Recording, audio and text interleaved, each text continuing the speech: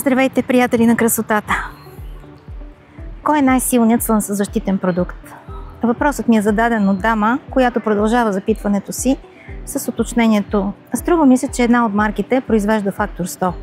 Възможно ли е да се намери продукт, който да защитава на 100% от ОВ лъчението?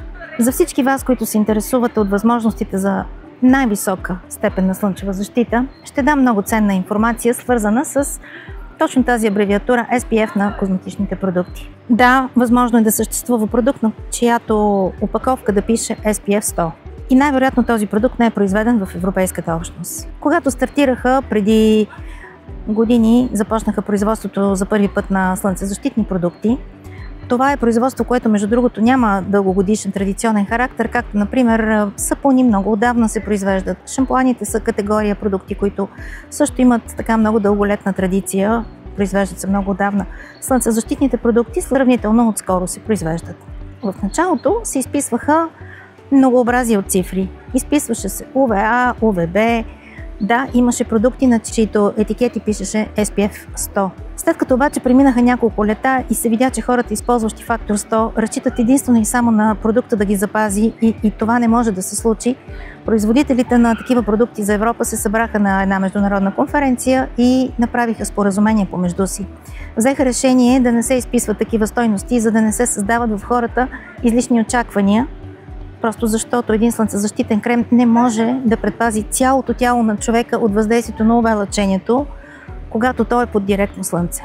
И да, помислете само, когато слагаме крем, ние намазваме кожата, но кожата не е цялата ни същност, цялото ни тяло. Когато има UV лъчение, ние го усещаме по много начини, защото това е енергия. И да разчитаме, че единствено слънцезащитния крем ще ни предпази от UV лъчението, не е съвсем основателно очакване.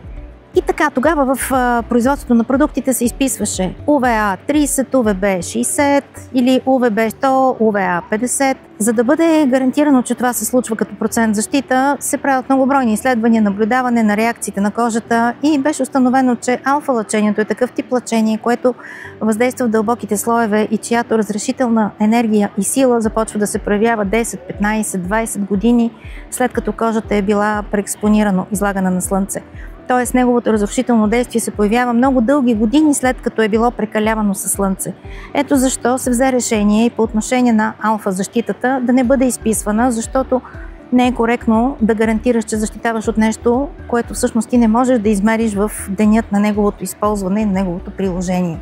Все пак обаче, производители, които са извън Европейския съюз, не влизат в тези уговорки и да, те могат да изписват на опаковките си фактор 100. Най-често това са продукти от американския пазар, но не само. Ако искаме да защитиме надежно кожата и наистина да осигуриме най-високата степен на защита, е нужно да спазваме много още условия и да съобразяваме много още фактори извън само самия крем. Сега в това видео аз няма да ви говоря за качествата на слънцезащитния крем. Ще ви говоря за факторите, които имат значение, ако искате да предпазите себе си надежно от увреждане на кожата от UV лъчението.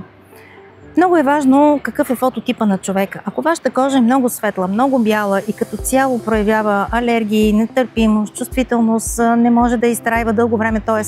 10-15 минути слънце и започва да се зачервява, то най-надежният начин да се предпазвате от слънце е когато стоите на сянка. Ако кожата ви е в период на лечение, ако провеждате някакъв вид третирания с медикаменти, лекувате с антибиотици, кортикостероиди или каквото и да било, или кожата ви е била през последните години третирана с нещо такова, то отново трябва да следвате правилото да не стоите дълго на директно слънце. Следващия фактор, който не съществува изолирано, а в комбинация с досега изброените фактори, е да избирате много внимателно часовете, в които ще се срещате директно със слънцето. Вярвам, че повечето от вас вече знаят, в България в часовете между 12 и 4 слънчевата енергия е с най-голяма сила в летния сезон. Каквато и слънчева защита да ползвате, тялото ви ще усети количеството енергия в по-голяма степен. Не излагайте и не рискувайте, ако има нужда тялото ви да бъде предпазено. Затова вашите часове за среща със слънцето са сутрин рано и вечер. Часовете преди залез е най-полезното време, в което може да се вземе полезната част от срещата със слънцето. Следващия много важен елемент е, когато говорим за UV защита, нека да си дадем ясна сметка, че става дума за различна енергия, когато е лятно време, когато сезона е лято или когато става дума за зимния период. Още един фактор има значение в коя географска ширина сме.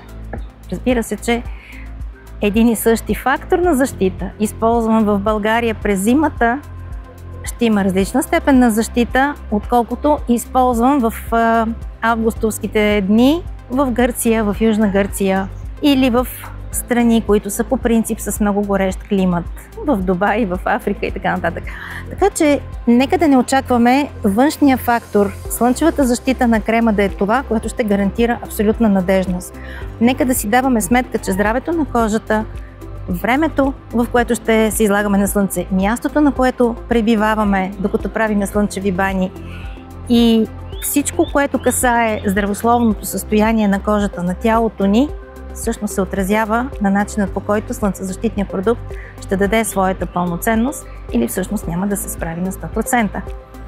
Вярвам, че това видео ще бъде полезно за много от вас. Ако ви е харесало, споделете го. И не забравяйте да се абонирате за моя YouTube канал, в който ще получите много ценна информация, която, както вече знаете, няма да намерите лесно на други места.